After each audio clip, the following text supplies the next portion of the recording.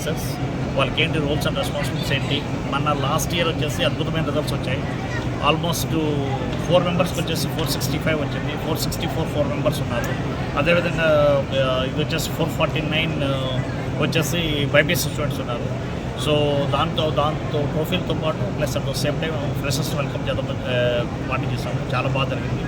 So చాలామంది వచ్చారు, వాళ్ళ తల్లిదండ్రులు వచ్చారు.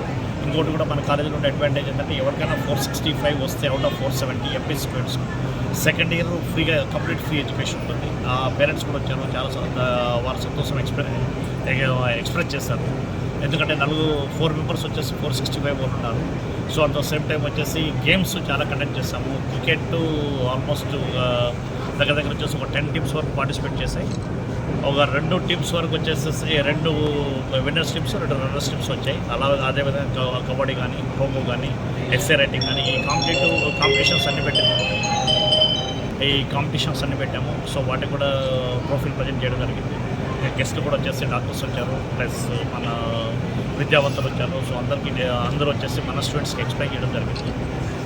ఈ లాస్ట్ ఇయర్ ఇది 6th ఇయర్ అండి మనము కాలేజెస్లో చాలా బాగా రన్ అవుతుంది. యాక్చువల్లీ నేను అమెరికా నుంచి వచ్చింది కూడా వచ్చేసి మన కాలేజ్ ఏదైతే ఉందో అది యూనివర్సిటీ చేసుకొని వచ్చాను. ఆర్ఆర్ యూనివర్సిటీ కోసమే అదే పాత్రలో ప్రయాణిస్తున్నాము. ఈ ఇయర్ అయితే కనుక ఈవెన్ స్కూల్ కూడా స్టార్ట్ చేసాము. స్కూల్ కూడా మంచి అడ్మిషన్స్ చాలా బాగా నడుస్తుంది.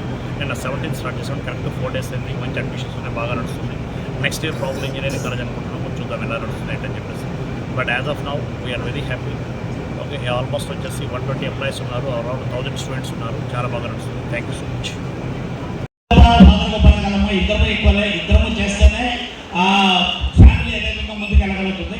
As today is the father's day, so please everyone wish your father happy father's day.